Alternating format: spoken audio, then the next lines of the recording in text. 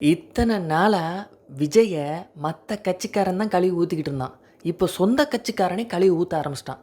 காரணம், கரூருக்கு செத்தவன் வீட்டுக்கு போய் கேதம் கேட்காம அவனை பனையூருக்கு வாங்க, நான் உங்ககிட்ட துக்கம் விசாரிக்கிறேன்னு விஜய் போட்ட ஒரு அறிவிப்பு சொந்த கட்சிக்காரனையே கொந்தளிக்க வச்சிருக்கு. அத்தனை பேரும் சமூக வலைதள பக்கத்தில் கொந்தளிச்சிருக்கான்.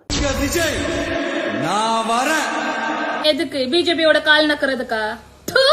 இதுவரை விஜய்க்கு ஆதரவாக இருந்த ரசிகர்கள் திடீர்னு எப்படி எதிராக மாறினாங்க, இதுக்கான பின்னணி என்ன அப்படின்னு பார்த்தா ஐயநாதன் பேர் அடிபடுது. பத்திரிகையாளர் ஐயநாதன் இதுக்கு முன்னாடி நாம் தமிழர் கட்சியில் இருந்தவர். இப்போ சமீபத்தில் தமிழக வெற்றி கழகத்தில் சேர்ந்திருந்தாரு. அதுக்கப்புறமா கருத்து வேறுபாடு அதிருப்தியின் காரணமாக கட்சியிலிருந்து வெளியே வந்துட்டாரு. டிவிகேல ஐயநாதன் பயணித்தது ரொம்ப குறுகிய காலமாக இருந்தாலும் பயிற்சி பட்டறை அப்படின்னு விஜய் நடத்தின அந்த அரசியல் பயிலரங்கத்தில் ஐயநாதன் போய் பேசியிருக்கிறாரு. அதில் தமிழகம் முழுவதும் இருக்கக்கூடிய ஒட்டுமொத்த மாவட்ட செயலாளர்கள், டிவிகே நிர்வாகிகள் அத்தனை பேருமே இருக்க அவர்களுக்கு ரொம்ப அழகாக அரசியல் பாடம் எடுத்திருக்கிறாரு ஐயநாதன். இது டிவிக்கு பொறுப்பாளர்கள் ஒட்டுமொத்த பேரையுமே கவர்ந்துருக்குது.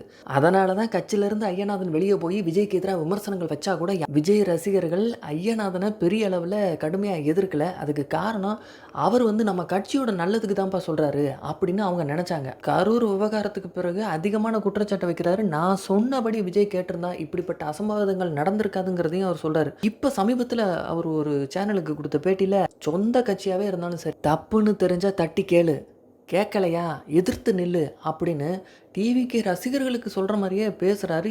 இதுதான் விஜய்க்கு எதிராக ஒட்டுமொத்த ரசிகர்களும் திரும்புறதுக்கான காரணமாக இருக்குன்னு சொல்லப்படுது.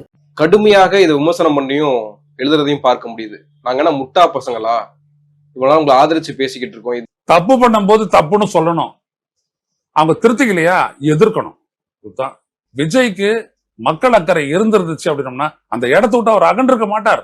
எப்படி விஜயோட அரசியல் கட்சி நிகழ்வுல 41 பேர் செத்து போனாங்களோ, அதே மாதிரி நாம் தமிழர் கட்சி நடத்தின ஒரு அரசியல் நிகழ்வுலையும் ஒரு மரணம் ஏற்பட்டது.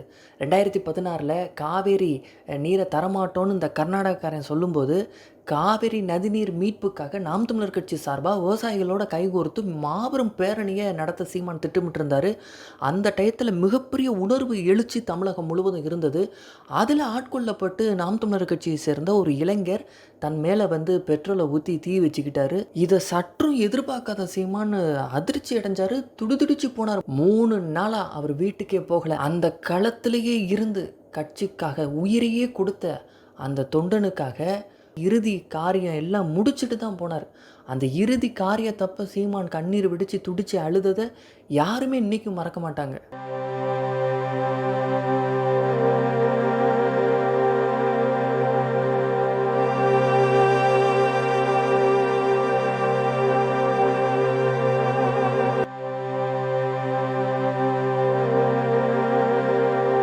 நாம் தமிழர் கட்சி மற்ற அரசியல் கட்சியை போல பெரிய பணக்கார கட்சிலாம் கிடையாது. பெரிய பெரிய தொழிலதிபர்களும் முதலாளிமார்களும் நன்கொடை கொடுக்கறது கிடையாது. அப்படி இருந்தும் மகனை இழந்து வாடும் அந்த தாய்க்கு 10 லட்சம் ரூபாவை அண்ணன் சீமான் கொடுத்தாரு. அந்த 10 லட்சம் ரூபாயை பெறட்டுறதுக்கு நாங்கள் பட்ட பாடு எங்களுக்கு தான் தெரியும்னு சீமான் பேசுனது இன்னைக்கு இருக்கு. இன்னைக்கும் வருஷம் வருஷம் நாம் தமிழர் கட்சியினுடைய தலைமை அலுவலகத்தில் காவேரி செல்வன் விக்னேஷோட நினைவு போற்றப்படுது. அதை எல்லாம் கொஞ்சம் கூட நினைச்சு பார்க்காம நன்றியை மறந்து சீமானும் நாம் தமிழர் கட்சிக்காரங்களும் 10 லட்சம் ரூபாவை பிரட்டி கொடுத்த அந்த உதவியை மறந்து அந்த அம்மா மேற்கொண்டு பணத்துக்கு ஆசைப்பட்டு மாற்றான் கட்சிக்காரன் தூண்டுதலின் பேரில் சீமானை விமர்சித்து பேசினாங்க. அவர் நினைவு மண்டபம் கட்டுறேன்னு சொல்லி வெளிநாடுகள்ல பணம் வாங்கி அவங்களுக்குள்ள பிரிச்சுக்கிட்டாங்களே தவிர அவனுக்கு மணிமண்டபம் கட்டல. நியாயமா நீங்க தம்பி இறந்த அந்த நேரத்திலே நம்ம ஒரு அறிவிப்பு செஞ்சோம், தம்பி குடும்பத்துக்கு உதவணும். அப்ப மொத்தமாவே வந்திருந்தது 2.5 லட்சம் தான். மீதி 10 லட்சம் கொடுக்கறதுக்கு நாங்க ரொம்ப கஷ்டப்பட்டு தான் கொடுத்தோம். சொன்ன பாருங்க, என் நண்பன் சுந்தர் சி வரைக்கும் 1 லட்சம் ரூபாய் கொடுத்தாரு. அப்படி ஒவ்வொருத்தட்டா கேட்டு பெற்று தான் நான் உதவணும். இப்படி பணம் வருது வசூலிச்சிருக்காங்கன்னு சொல்லாம இப்படியே சும்மா நம்மளை இழிவுபடுத்தலாம், அசிங்கப்படுத்தலாம், அவ்வளவுதானே ஒழிய அதுல ஒரு துளியும். அந்த பழைய காணொலியை கொண்டு இப்ப பரப்பிட்டு இருக்கான் அந்த டிவி கேவினர். சொந்த கட்சிக்காரனோட சாவுக்கு மட்டுமல்ல, மற்ற கட்சிக்காரன் எவனும் செத்து போனா கூட சீமான் தான் நிக்கிறாரு. கரூர்ல விஜயை பார்க்க செத்து போனா, ஆனா விஜய் ஓடி போயிட்டான் சென்னைக்கு. ஆனா சீமான் சென்னையில இருந்து கரூருக்கு பாதிக்கப்பட்ட மக்களை சந்திச்சாரு. எல்லா கட்சிக்காரனும் வந்தான். காரணம், இது தேர்தல் நேரம், அடுத்து சட்டமன்ற தேர்தல் வரப்போகுதுன்னு 6 மாதத்தில், அதனால தான் எல்லா கட்சிக்காரனும் வந்தான். ஆனால் சீமான் தேர்தலை மையப்படுத்தி தேர்தலுக்காக ஓட்டுக்காக வந்து நிற்கிறவர் இல்லை, என்னைக்கும் மக்களோட நிற்கிறவர் சீமான். ஆனால் இன்னும் சில தற்கொலைகள் திருந்தாம தான் இருக்கிறாங்க. நாம் தமிழர் சார்பாக கொள்கை விளக்க பொதுக்கூட்டமும் வேட்பாளர் அறிவிப்பு பொதுக்கூட்டமும் நடந்துக்கிட்டு இருக்கு. அந்த சமயத்தில் ஹுமாயூன் பேசும்போது டிவிக்கேன்னு கத்திட்டு ஓடி ஒளிஞ்சிக்கிறான். சீமானா கருணாநிதியா? இந்த பாரு, இது ஒரு தற்கொலை கூட்டம். டிவிக்கேன்னு பைத்தியக்கார போயிடுவோம். இவங்களுக்கு என்னன்னா, இன்னும் அரசியல் நாகரிகம்னா என்னன்னே தெரியல. அவங்கள சொல்லி குத்தமில்ல, அவங்க தலைவருக்கே தெரியலையே. மழையில நெல் முட்டையெல்லாம் நனைஞ்சு போனதுக்கு அமைச்சர் சொல்றாரு, நாங்கள் எதிர்பார்த்ததை விட அதிகமான விளைச்சல், அதிகமான மூட்டை வந்து குமிஞ்சு போச்சு, அதனால தான் வைக்க இடம் இல்லாமல் போச்சுங்கிறாரு. இப்போ கொரோனா வந்துச்சு, எதிர்பாராத விதமாக அதிகமான நோயாளிகள் வந்துட்டாங்க. அப்போ உடனடியாக அரசு அதுக்கு ஏற்பாடு செஞ்சு பள்ளி கல்லூரிகளில் ஃபுல்லாக மருத்துவமனையாக மாற்றி அவங்களுக்கு பெட்டை போட்டு படுக்க வைக்கலையா? எங்க இவ்வளோ பெரிய நாட்டில் ஒரு நெல் முட்டையை வைக்கிறதுக்கு இடம் இல்லையா?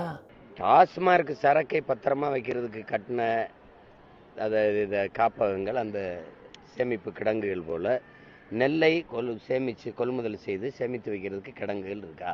ஒவ்வொரு ஆண்டும் இது நடக்குது. ஆனால் திரும்ப திரும்ப இவர்களுக்கே வாக்கு செலுத்தி வலிமையை கொடுக்கறது யார்? ஒரு அநீதியான மோசமான ஆட்சி நடக்குதுன்னா அந்த ஆட்சியை தேர்வு பண்ண மக்களும் அதுக்கு பொறுப்பேற்கணும். மற்ற மாநிலத்தில் நெல்லுக்கு கிடைக்கிற நியாயமான விலை கூட தமிழ்நாட்டில் கிடைக்கிறது இல்லைன்னு விவசாயிகள் புலம்புறாங்க. காரணம் என்ன? மற்ற மாநிலத்தெல்லாம் அவன் சொந்தவனே ஆள்றான், ஆனால் தமிழ்நாட்டை வந்தவன் போனவன்லாம் ஆள்றான். ஒரிசாவில் நெல்லுக்கு 3100, சத்தீஸ்கர் நெல்லுக்கு 3100, நீங்க 2350. நம்ம என்ன சொல்றோம், இந்தியா பின்னாடி இருக்கு, தமிழ்நாடு வளர்ந்துருச்சுங்கிறோம். ஆனா வேளாண்மை பொறுத்த வரைக்கும் மற்ற மாநிலங்களை காட்டிலும் தமிழ்நாடு மிகவும் பின்தங்கி. இந்த விஜயோட விவகாரத்தில் நாம் பல சிக்கல்களை மறந்துட்டோம்.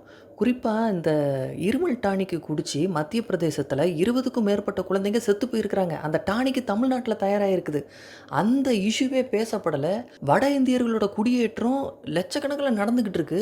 அவனுக்கு ஓட்டு போடுற ஓட்டர் ஐடி கொடுத்துக்கிட்டு இருக்கான். அதை பற்றியும் நம்மளை பேச விடாமல் இந்த கரூர் விவகாரம் மறக்கடிக்க செஞ்சிருக்கு. பங்குச்சந்தை நிபுணர் PR சுந்தர் அண்ணன் சீமானுக்கு ஆதரவு குரல் எழுப்பியிருந்தார். அவரை தொடர்ந்து இப்போ பொருளாதார நிபுணராக இருக்கக்கூடிய ஆனந்த் சீனிவாசன் அவர்களும் வந்து அண்ணன் சீமானுக்கு ஆதரவு தெரிவிச்சிருக்கிறாரு. வட இந்தியர் குடியேற்றம் ஆபத்தானது, அவர்கள் வாக்குரிமை பெற்ற தமிழ்நாட்டை யார் ஆளணுங்கிறத ஒரு ஹிந்திக்காரன் தீர்மானிக்கக்கூடிய ஆபத்தான நிலைக்கு அது தள்ளிடுங்கிற சீமானோட வாதத்தை நான் ஏற்கிறேன்னு ஆனந்த் சீனிவாசன் சொல்லியிருக்கிறாரு.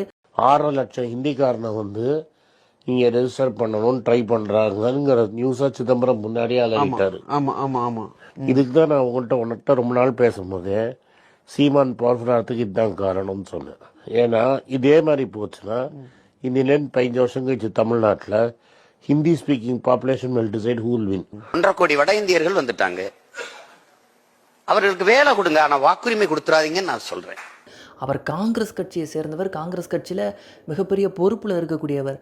அவர் கூட சீமானோட கருத்தில் உடன்படுறாரு. இப்படி மாற்று கட்சியில் இருப்பவர்கள் கூட அண்ணன் சீமானுடைய கருத்தை ஆதரிக்கிறவர்களாக இருக்கிறாங்க.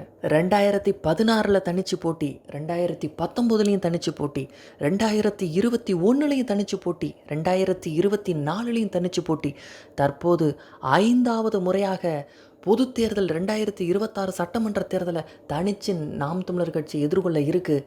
இது மிகப்பெரிய எழுச்சியை, மிகப்பெரிய செல்வாக்க அண்ணன் சீமானுக்கும் நாம் தமிழர் கட்சிக்கும் பெற்றுத்தரும். மக்கள்கிட்ட வந்து தொடர்ந்து ஒழுங்கா போராடினா அவங்க பெரிய நிறைய பேர் ஆதரிப்பாங்க. நம்ம பார்த்துருக்கிறோம், திரு சீமான் போன்றவர்கள் வந்து யாரு கூடயுமே கூட்டணி வைக்காம கிட்டத்தட்ட 4-5 தேர்தல் கடந்து 1.5% இன்னைக்கு வந்து 7.5% வந்திருக்காங்க.